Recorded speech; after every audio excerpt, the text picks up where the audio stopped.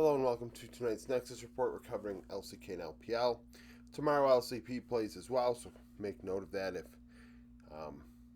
you didn't expect that. LCP are playing on Thursday this week. So predictions went 3-1. KTT1 is what we got wrong.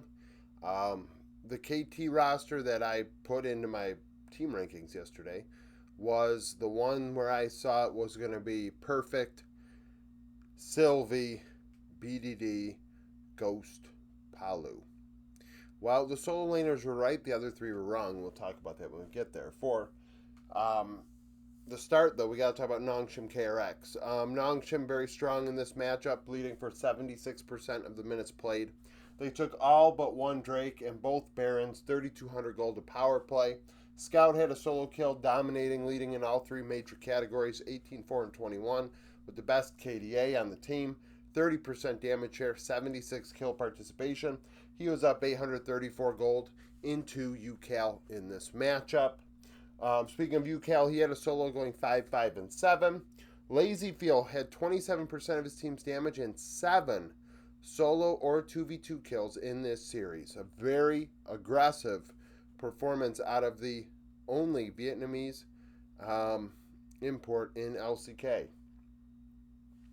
Only import in the LCK, actually.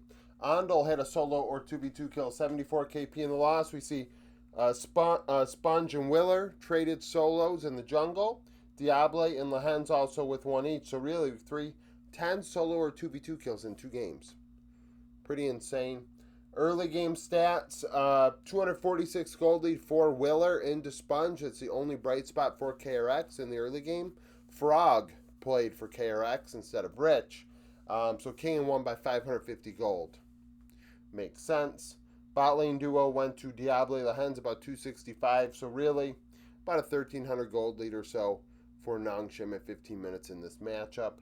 T1 KT, despite the changes being only Fenrir in place of aiming, I would have still picked T1 to win this series. I just want to say that. I'm, coming forward with the fact that the roster I assumed was bad information I saw on Twitter. But that is the thing. KT are better than what I have them. 9th with Cuz in instead of Sylvie.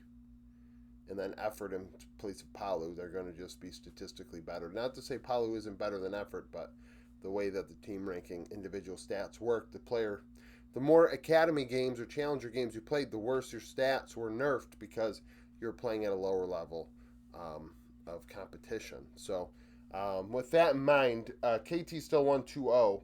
They were not ahead for the majority of this series, actually. I have it backwards. Really, T1 were ahead for 54% of the minutes played. Really, especially game 1, they were ahead for 80% of that game. They just couldn't get the job done. KT took 6 of 9 Drakes, both Barons, 2,700 gold to power play. BDD 13, 4, 18 had the best KDA. Perfect 26 damage share. Cuz 95 KP. So when BDD and Cuz are together, they have a chance because those two are just so good. BDD, the only player for KT with the lead at 15 minutes on average, 630 gold into Faker. Faker had a solo 29 damage share for T1. When Faker leads the team in damage, it's probably a bad sign.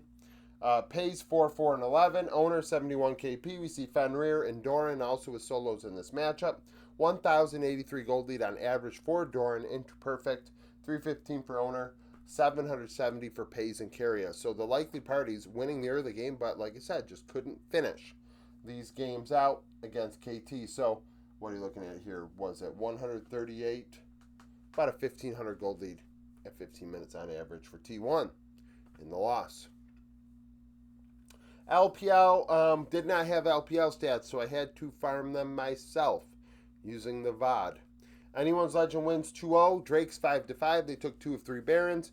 2 of these Barons were terrible of the 3 in this series. Top Esports in Game 1 took a Baron, then lost the game.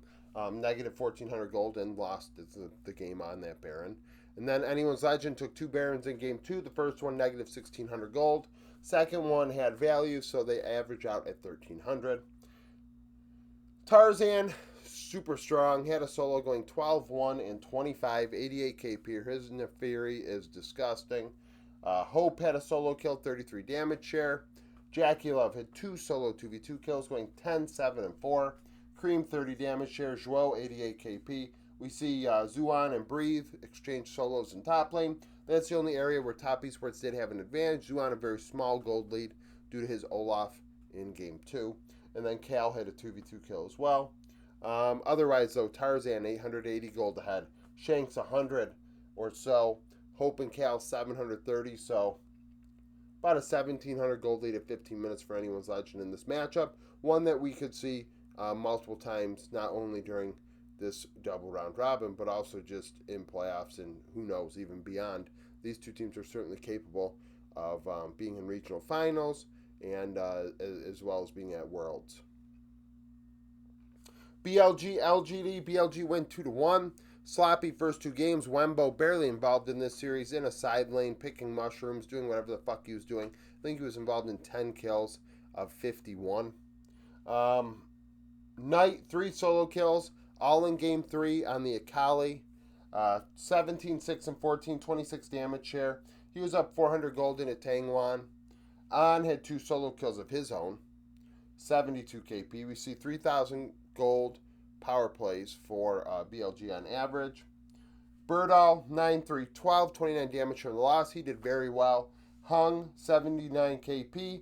He and Birdall ahead against their counterparts of Wembo and Shun.